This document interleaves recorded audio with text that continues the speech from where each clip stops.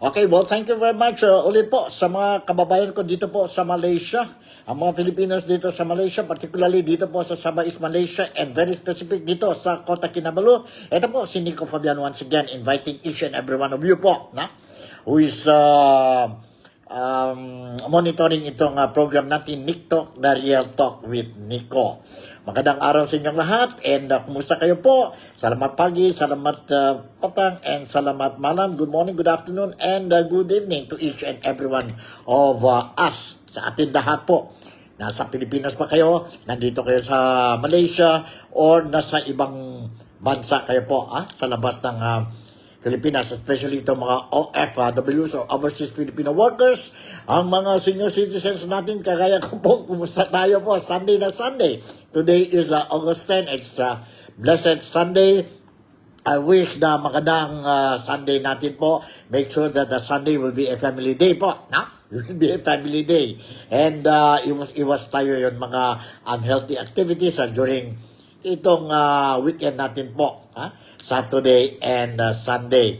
May mga issues tayo that I'm going to tackle this morning po sa programa natin NikTalk, The Real Talk with Nico. But before going any further, gusto lang ko sana po to greet also ang mga those who are celebrating their birthdays, ang special occasions ninyo po today, August 10, Sunday. How I wish that you will have a very memorable, fruitful, and problem-free birthday celebrations or any other special occasions that you are celebrating today. Kababayan ko, mga friends and relatives ko dyan po sa Zamboanga City or sa Sambasuta area, Zamboanga, Basilan, Sulu, Tawi-Tawi, BAM area, Mindanao, the entire Mindanao, mga Mindanawans, and mga Visayas, mga kababayan ko po dyan sa Visayas and Luzon po, sa Metro Manila, o kung nasaan man tayo sa Pilipinas po. I hope and pray na okay itong Sunday natin ngayon. Don't forget to subscribe itong NikTalk, The Real Talk with Nico po. Just press the button subscribe and so that you will be able to know ang mga latest, siguro na naman the first one to break the news, pero you will be able to know ang mga happenings dyan po sa Pilipinas, especially itong mga kababayan ko po dito sa Malaysia, West Malaysia, and East Malaysia. East Malaysia, mayroon tayong dalawang state po, and that will be Sabah and Sarawak. Ang capital city of Sabah is Kota Kinabalu. Ang capital city ng Sarawak is Kuching po. Kuching. So, good day to each and every one of us. Okay, umpisa na natin ang programa natin. One of the topics that I'm going to share with you po, or news that I'm going to share with you, is of course, latest updates tungkol kay Tatay Digong, or the former president of the Philippines, former President Rodrigo Roa Duterte, who is now presently under detention po dyan po sa The Hague, sa detention center ng International Criminal Court. And of course, I suppose each and every one of us, alam na natin po, next month na po ang reading of charges of Tatay Digong po, scheduled on September 23rd. And may mga issues prop out just a few days ago, wherein ang team ni Tatay Digong is calling for the disqualification of justice, judge or lawyer Karim Khan dyan po sa ICC, disqualification, or to inhibit ang case ni Tatay Digong. So, mayroon tayong mga latest updates dito, and later on, I'll be sharing with you some footages that I managed to gather, record it. And itong mga footages natin po is coming from one of the mainstream media, radio station po, dyan sa Pilipinas, ang Bombo Radio, wherein mayroon silang kaninang news report about ang interview sa isang UP lawyer, UP lawyer po or law observer po dyan sa Pilipinas by the name of attorney, Professor Michael Tew Jr. po. So, he explained na mayroon mga observations and I think it's worthwhile for us. Tayo dito po sa Malaysia, tayo dito po mga Pilipino sa Sabah. Siguro po, it's important also for us to know anong observation itong si Professor Michael Tew Jr. po when it comes to the case dyan po of our beloved former president, si Tatay Digong po, very known to many Filipinos as Tatay Digong or si Rodrigo Roa Duterte po. Huwag na muna tayo mag-touch on the issues of yon na sabihin natin mga impeachment po. No? Now we will focus on this thing. We will also focus on ang climate, ang weather condition dyan po sa Pilipinas. No?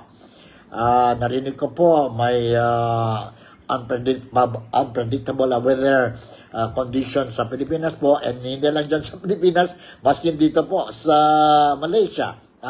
Unpredictable ang weather condition dito po. And anyway, I will share with you some news on the weather condition sa Pilipinas, and at the same time, I will also share with you some other very important issues po regarding ang buhay ng mga Filipinos po, no? Buhay ng mga Filipinos dyan sa Pilipinas at saka ang buhay ng mga Filipinos dito po sa Malaysia, particularly dito sa Sabah. Okay, to start with po, let me give you muna po ang weather updates natin dyan po sa Pilipinas. Dyan po sa Pilipinas. Severe tropical storm expected to enter Philippines today, August 10 po. Mamayang gabi. Kung hindi mamayang gabi po, baka early in the morning tomorrow, August 11 po. Nandito ang detalles ng this story with the heading Severe Tropical Storm expected to enter Philippines on August 10 or today po. But not this morning, not this afternoon, but it will most likely enter the Philippine area of responsibility by tonight. If not tonight, maybe early tomorrow morning. A severe tropical storm may enter the country's boundary by Sunday night. Sunday night po, it means tonight. According to the Philippine Atmospheric, Geographical and Astronomical Services Administration or PAGASA. In its morning forecast, PAGASA weather specialist si Obet Badrina said the severe tropical storm Podul was last spotted 1,875 kilometers east of extreme northern Luzon around 3 a.m. this morning. In the latest strike of tropical storm Podul, it is possible for it to enter the Philippine area of responsibility tonight or early morning tomorrow. Yan po ang sabi ni Obet Badrina po dyan pa sa Weather Bureau natin sa Pilipinas. It will remain in the northeastern part of the Philippine area of responsibility from Monday, bukas po, to Tuesday, and may landfall in Taiwan on Wednesday before finally exiting the Philippine area of responsibility. Badrina said the likelihood of Podul directly affecting the country is slim. The good news yan po. For now, he noted that the southwest monsoon, locally known as Habagat, continues to affect the western portion of Luzon and may bring overcast skies and rain showers to part of the Ilocos region, Batanes, and Babayan Islands. Meanwhile, the rest of the country will experience generally warm weather with possible isolated rain, showers, and thunderstorms from the afternoon and until evening. He added that no gale warning has been issued for any of the country's seaboard. So, safe po, no? Safe po. Wala tayong problema dyan po. Except that si Pudul is expected to arrive or enter the Philippine area of responsibility mamayang gabi, kung hindi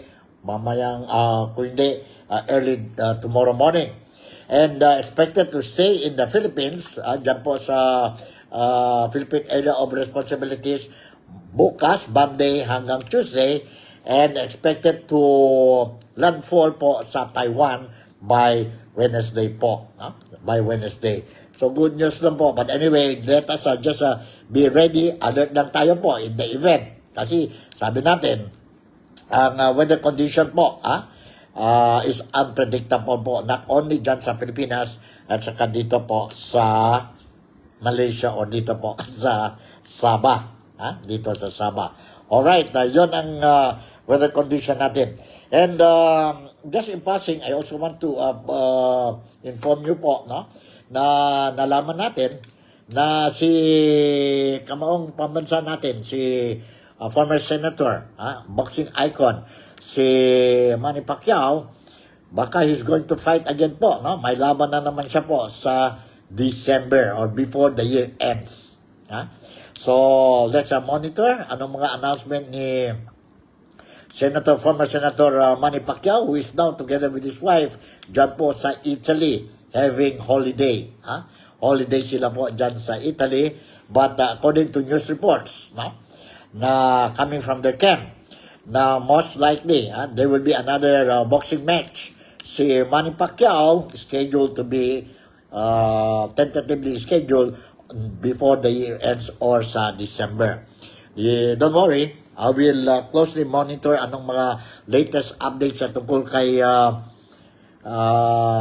former Senator Manny Pacquiao, ang boxing icon natin from the Philippines, so that you will be properly updated po. And kung matuloy yan po, then we will be looking forward for another exciting moments in boxing po sa December. So relax lang tayo po. Relax lang tayo. Today is Sunday. So nandito na po. Huwag na tayo mag-delay. I want to share with you video clip about itong ang kaso ni Tatay Digong po dyan po sa ICC. And may report tayo dito. Ang report natin is about interview kay law observer of UP, si Professor Michael Chu Jr. Michael Chu Jr. Nandito po. Sandali I will check muna Nandito. Let's listen to this.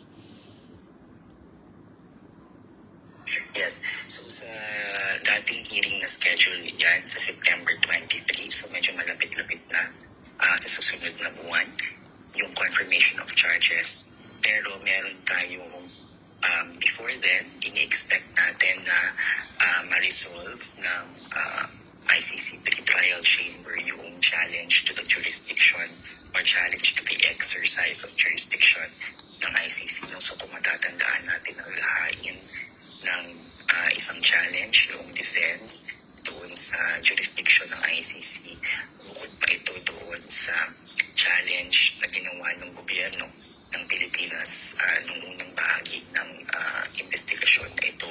So we can expect na i-resolve yun ng korte within the period at kung walang jurisdiction, hindi mangyayari yung confirmation of charges stage at all, no? Pero kung hindi, posible din kasi na isabay ng ICC pre-trial chamber yung pag-resolve niyan sa confirmation of charges na mismo na proceeding. So sa confirmation of charges na proceeding ay again ipipresenta yung ano ba yung sakdal sa in this case suspect kasi prosecutor versus Sir Gigo Duterte na tayo, no? So meron ng SPED, ibabasahin yung sakdal at magpipresenta ng ebidensya na nagpapatunay doon sa sakdal. Hindi pa ito yung paglilitis, no? Ito lang ay yung sufficient evidence, no? Hindi pa evidence of guilt beyond reasonable doubt yung kailangang isatisfy ng prosecution, pero sufficient evidence na may pakita na meron ng basihan doon sa charges at kailangan itong kumpirmahin para makapagpatuloy tayo sa full-blown trial o yung paglilitis na talagang makikita na natin lahat ng ebidensya. So, nakikita natin na marami nang isinumite yung prosecution na batches of evidence dinisclose na doon sa depensa. Hindi natin nakita yung sa depensa pa at I think meron nga silang statement na hindi din sila maglalabas ng mga testigo sa confirmation of charges, no? So, tulad ng isang proceeding, meron silang exchange, no? Pwedeng challenge ng defense yung ebidensya ng prosecution, vice versa kung ano man yung present ng defense, and then magdedesisyon ngayon yung pre-trial chamber kung meron ng sapat na ebidensya para magpatuloy sa paglilitis. Kung wala, dahil ay hindi natin sasayangin ang ating oras at ang kalayaan noong nasasakdal para magpatuloy sa trial, kasi parang sa ngayon pa lang, no, sa nakikita pa lang ng pre-trial chamber, parang mahina, walang ebidensya na nakasuporta. So ito talaga yung purpose ng confirmation of charges, para salain yung mga bagay na pupunta sa trial, kasi napakagastos, napakahaba ng paglilitis. So sasalain niya ito para makita kung ano ba talaga yung posibleng talagang merong basihan o wala. Alright, yun po. Thank you very much. Nakuha ko yun po ang portion of the interview made by Bombo Radio, a mainstream media po, no? Radio, television media from the Philippines po, ang Bombo Radio. Thank you very much. It came from Bombo Radio. So, yun po ang interview nila kay law observer, si Michael Teo Jr. So, narinig natin po, no? Si Tatay Digong has been there in detention center of the International Criminal Court since March 11 hanggang ngayon po. And schedule ang hearing of his charges sa September 3 po dyan sa ICC Court, International Criminal Court po. And let's see po. And mayroon na din ng team ni Tatay Digong about the move to disqualify si Judge Karim Khan. So, anong latest dyan po? I am going to give you later on. And para at least malalaman natin po anong latest development ni Tatay Digong. Kawawa naman si Tatay Digong po, no? More than ilan months na po. From March, April, May, June, July, August na tayo ngayon po, no? August na tayo ngayon. 5 months na po. And only September 23 po, then he will be sabihin natin po, they're going to hear the charges of Tatay Digong po dyan sa ICC. Mahaba ang no? Kasi iba ang court policy ng ICC compared ang procedure dyan sa Pilipinas po, ang korte natin sa Pilipinas. Ang korte sa Pilipinas. Sa ICC, they can issue you a warrant of arrest warrant po, detain you first, and then see if there is probable cause. Probable cause. Sa Pilipinas, i-probable cause muna po, and then they can arrest you po, no? And detain you po. And kung may bail man, then you will be granted bail. Kung hindi, then you will be detained, no? While awaiting for the hearing of your case sa korte. So, iba po ang ICC. Iba ang ICC. Anyway, tuloy natin po. No? Tuloy natin ang sabihin natin issue na ito po. And this time around, let's listen. Let's listen to, sabi natin, former secretary or spokesperson also of former President Rodrigo Roa Duterte, who is also a good lawyer, and nasa DHEC siya ngayon sa Netherlands po, no? And I'm referring to no other than si attorney, former secretary, attorney Harry Roque, explaining to us po. I took it from his blog, just recently my blog siya po, and he was explaining ang issue ni Tatay Digong, no?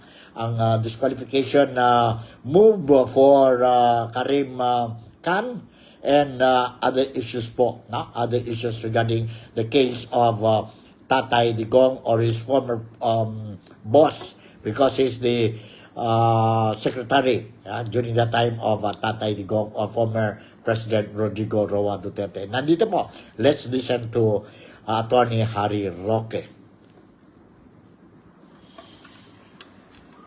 Naghain po kasi ang abogado ni Tatay Digong na isang motion para ma-disqualify itong ICC prosecutor na sa Karim na makialam sa prosecution ng kaso ni Tatay Digong. Now, sa ngayon po, naka-temporary leave po itong si Karim Khan dahil po siya ay naimbestigahan because of sexual misconduct.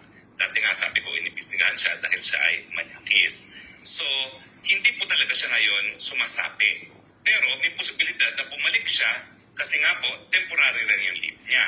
At ang motion na hinihingi ng mga abogado ngayon ni Tatay Digong ay permanente na huwag siyang payagang mag-participate sa paglilitis ng kaso.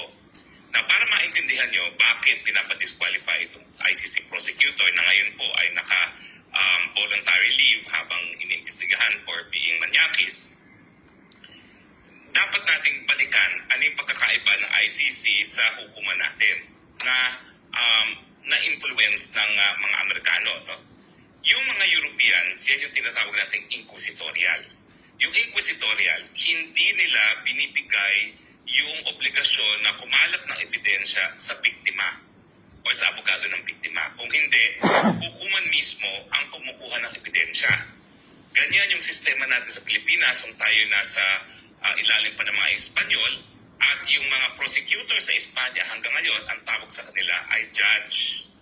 Now, itong ganitong tradisyon na inquisitorial ay taliwas dun sa sistema na ating pinapatupad sa Pilipinas na ang tawag ay adversarial. Dito sa adversarial, yung mga partidos kasama na yung mga biktima ang siyang kumakalap ng ebidensya at sinusumite sa piskalya at sa hukuman.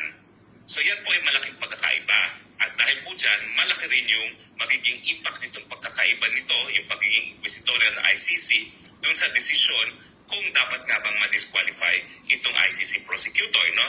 Now, bakit ba siya pinapadisqualify? Well, una-una po, no, under the ICC, tatlo po yung proseso na pinagdadaanan bago makarating sa confirmation of charges. Unang-una, yung preliminary examination. Itong preliminary examination, wala pong pakialam ang hukuman dyan. Ang tanging may pakialam dyan ay yung prosecutor. Now, anong hinahanap sa preliminary examination? Well, a preliminary examination ay humahanap ng reasonable basis to believe na mayroong crime na nagawa at dapat itong litisin sa ICC. Wala pong pakialam ang korte dyan.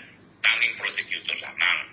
Sa kaso ni Tatay Digong, yung preliminary examination ay pinatupad nung kanyang sinundan na taga-Africa. Okay?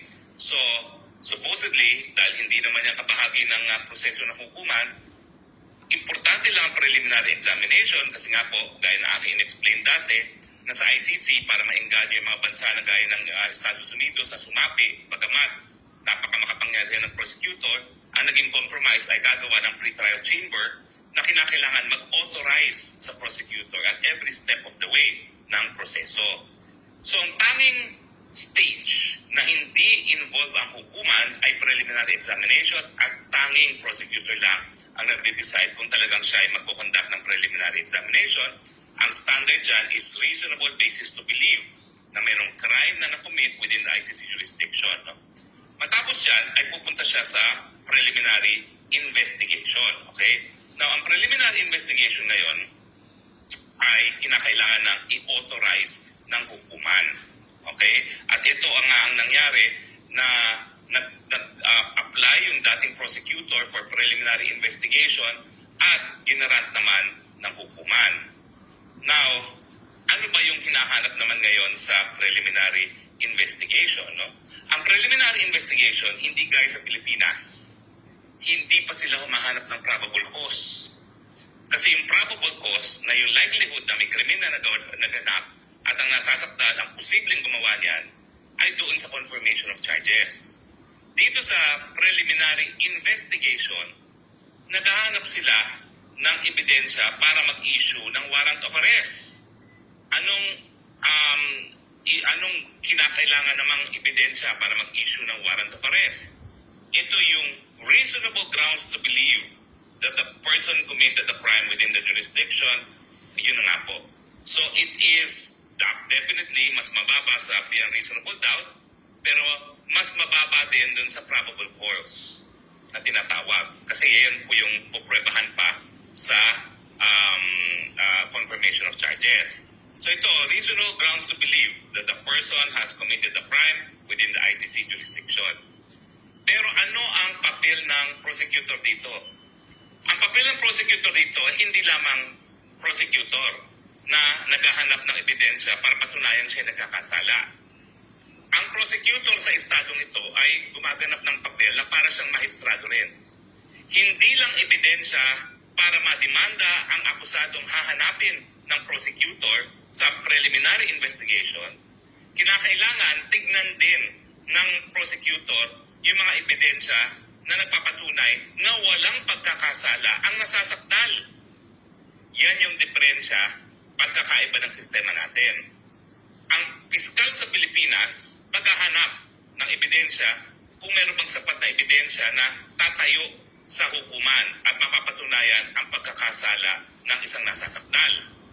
Sa inquisitorial system, oo, hahanap din siya ng ebidensya para mapakita na po pwede kang makasuhan at makonvict ang akusado, pero pag meron din siyang nakitang mga ebidensya na nagpapatunay na hindi dapat kasuhan ng isang tao, yan ay dapat ikonsidera rin niya. Kasi parang magistrado na siya at that point na nagko-conduct siya ng preliminary investigation. Now, sasabihin ng mga piskal sa Pilipinas na ganyan din ang katukulan nila. Dahil kapag nagpresenta na ng ebidensya ang mga biktima at ang mga pulis, obligasyon naman ng piskal na i-assess kung mag-aaksaya lang ba ng pera at panahon ang Estado sa pagpapalitis ng kasong ito dahil baka naman hindi ito tatayo at walang conviction. Ang pagkakaiba sa Pilipinas, pulis, biktima ang kakalap ng ebidensya. Sa ICC, obligasyon ng prosecutor na kumalap ng ganitong ebidensya. Hindi ito pinasubaya sa kamay ng mga biktima.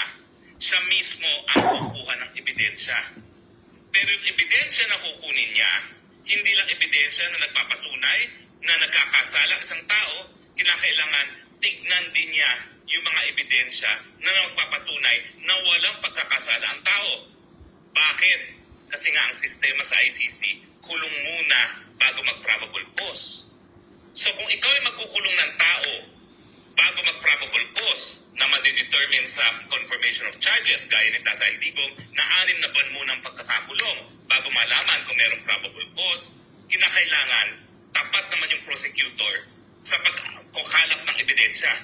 Kung may nakalap siyang ebidensya na nagkakasala, dapat timbangan niya yan dun sa ebidensyang nakalap niya kung meron ng ebidensya na hindi nagkasala. Alright, yun po, narinig natin na ang explanation ni former Secretary Attorney Harry Roque about the issue of the case of Tatay Digong. And of course, scheduled September 23rd yan po sa The Hague. I don't know if is obligatory ba yun kailangan talaga physical si Tatay Digong during the court proceedings po? sa September 23 or through online video na lang po, no? Let's see po, no? Let's see. Wala pa tayong mga detalles regarding tungkol ang scheduled September 23 ang hearing of the charges of Tatay Digong dyan po sa The Hague. But at the moment, yon po ang latest natin na tungkol sa case ni Tatay Digong. Kawawa naman si Tatay Digong at the age of 80. Hanggang ngayon po, they even submitted an appeal urging ICC to grant temporary freedom release of Tatay Digong po sa kung pwede po outside the detention center for humanitarian reason po. But hanggang ngayon wala pa tayong resulta regarding it. And of course, last week narinig natin ang desisyon ng authorities concerned dyan po sa ICC Detention Center na they banned ang common law wife of Tatay Digong, si Madam Hanilet, from the visitation rights, or her visitation rights. And we are following up ito. And kung ano man mga latest developments po, don't worry. Dito po sa Nick Talk, the Real Talk with Nico, I will make sure that once we have any updates regarding these issues, then I'll make sure that you, ang mga kababayan ko dito po sa Malaysia, particularly dito po sa Sabah, and of course sa mga overseas Filipino workers who are participating, monitoring itong daily channel natin po, program natin po, I will make sure that you will be properly informed. Huwag natin kalimutan po to subscribe, press the button like po dito sa programa natin po so that you will be updated po ang mga bagong sabihin natin program natin po, videos natin po. Shoutout muna tayo kay Mary Lou Pintojo, who is also watching ang programa natin, Sir Ruben Castillo, and si Arda Enriquez, nasa Sandakan po. And thank you very much for watching. And lahat kayo po, no? Nahirapan ko makuha ang mga pangalan dito. But anyway, thank you very much for watching. Sana lang po okay ang buhay ninyo. Ngayon, you're starting the Blessed Sunday in a nice way, and it will continue until tonight po, no? Until tonight. Mga kababayan natin dyan po sa Pilipinas, expected tayo po. Si Storm Podul will enter the Philippine Area of Responsibility either tonight or tomorrow morning, early tomorrow morning. Yan po ang latest updates natin. Alright, tuloy natin po. There is another video clip that I want to share with you po. And this time around, it is about, totoo ba yun? Ang mga balita narinig natin po. Na-disqualified na daw po si Department of Justice Secretary, Crispin Remulla po. Ang application niya to be the next Ombudsman Chief. Totoo ba yun? Or hindi? Now, I will share with you another video clip regarding this issue po.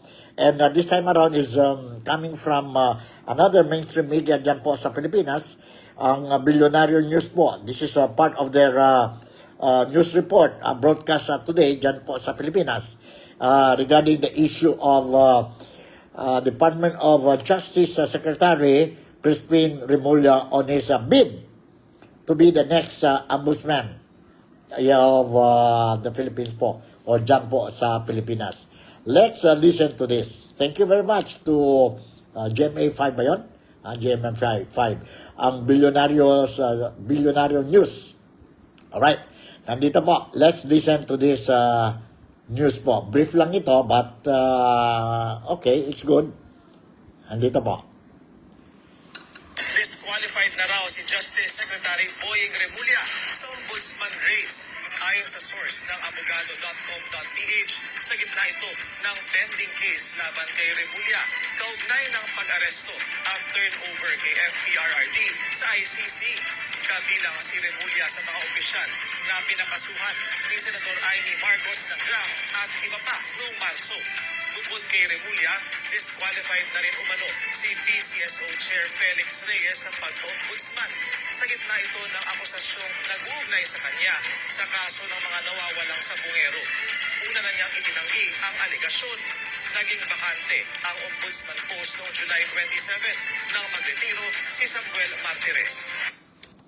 Alright, yun po ang latest updates. Mayroon tayo po tungkol sa bid ni Justice Secretary Crispin Remulla. Gusto niya po to be the next Ombudsman Chief dyan po sa Pilipinas.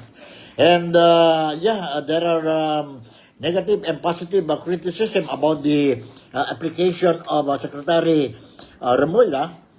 Dahil po, sabi nila, mga negative criticism na it is not appropriate, no, for a politician who has been in politics for quite a long time po, no, to be ang chief ng ombudsman department natin dyan sa Pilipinas, dahil baka bias po, no.